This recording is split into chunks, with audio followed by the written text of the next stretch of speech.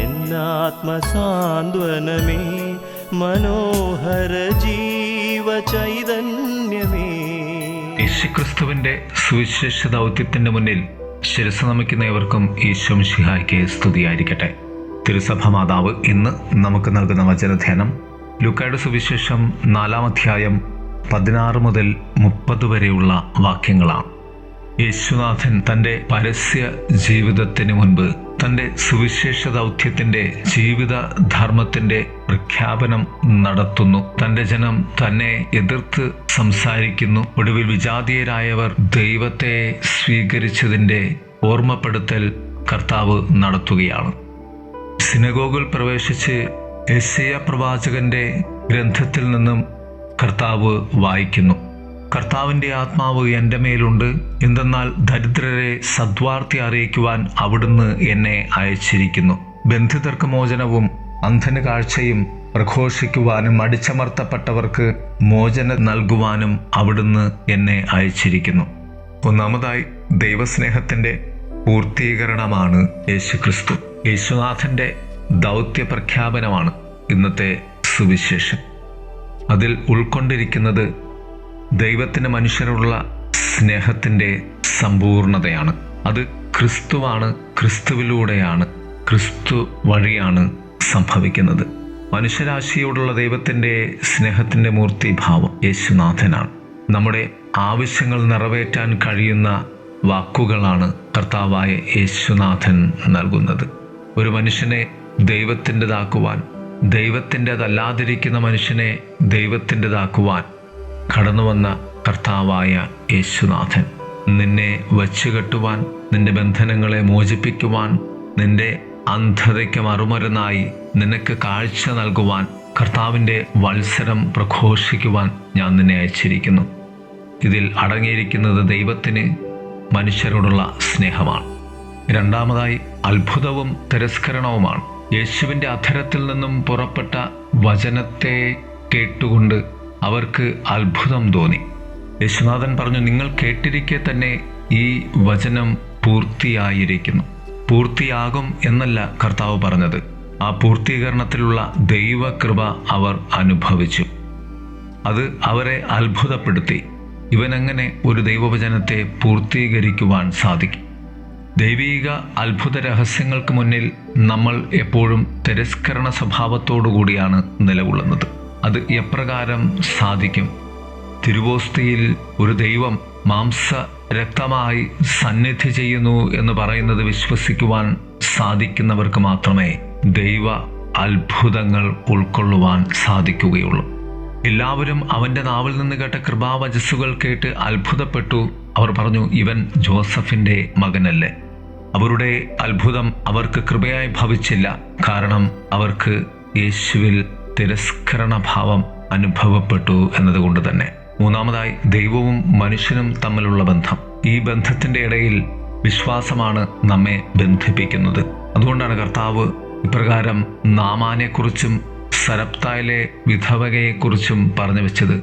അവർ രണ്ടുപേരും വിജാതീയരായിരുന്നു. പക്ഷേ ദൈവത്തിൻ്റെ അത്ഭുതവും കൃപയും അവരിൽ ഉളവായി. നാമാനിൽ സൗഖ്യത്തിൻ്റെ അത്ഭുതവും സരപ്തായുടെ വിധവയിലേക്ക് ഏലിയ അയക്കപ്പെട്ട ആശ്രയത്തിൻ്റെ അപ്പവും ദൈവം പ്രദാനം ചെയ്തത് ജാതി നോക്കിയല്ല, വിശ്വാസം നോക്കിയാണ്. ഏറെ ക്രിസ്തുവിശ്വാസത്തിൻ്റെ ബോധ്യത്തിൽ നമുക്ക് ജീവിക്കാം. ദൈവം നമ്മെ സമർത്ഥമായി അനുഗ്രഹിക്കട്ടെ. ആമേൻ. യേശുവേ, നിന്നെ ഞാൻ അൾത്താരയിൽ കാണും പോലെ എല്ലാരിലും കാണുവാൻ ആത്മീയമിഴിയേകണേ. നിൻമുഖമുള്ളിൽ തെളിയുമ്പോഴെന്നും നീറുമെൻ ജീവനിൽ നീ തണലാകും. നൊമ്പരം നീ തണുവാക്കും. തമ്പുരുമീട്ടി ഞാൻ പാടും. യേശുവേ, നിന്നെ ഞാൻ അൾത്താരയിൽ കാണും പോലെ എല്ലാരിലും കാണുവാൻ ആത്മീയമിഴിയേകണേ.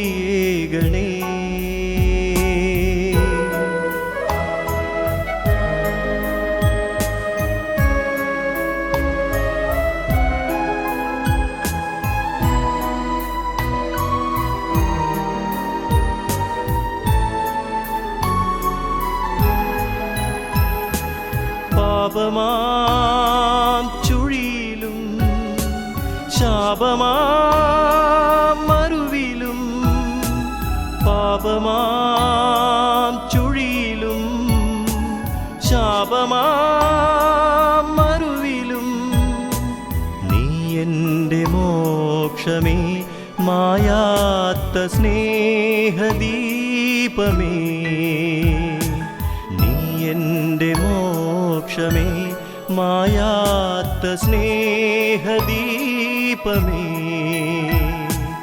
ഉള്ളുരുകി കരഞ്ഞിടുമ്പോൾ നീ എൻ്റെ നിഴലാകണേ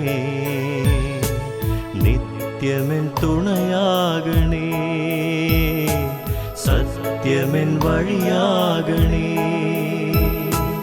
യേശുവേ നിന്നെ ഞാൻ അൾത്താരയിൽ കാണും പോലെ എല്ലാരിലും കാണുവാൻ ആത്മീയമിഴിയേകണേ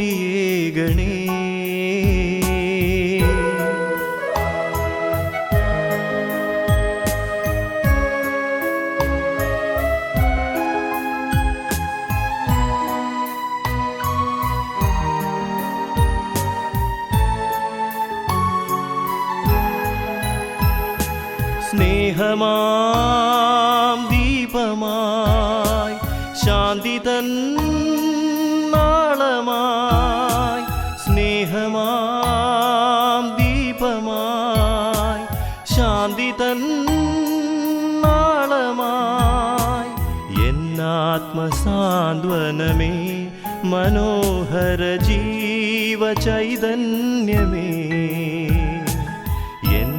ആത്മസാന്ത്വനമേ മനോഹര ജീവചൈതന്യമേ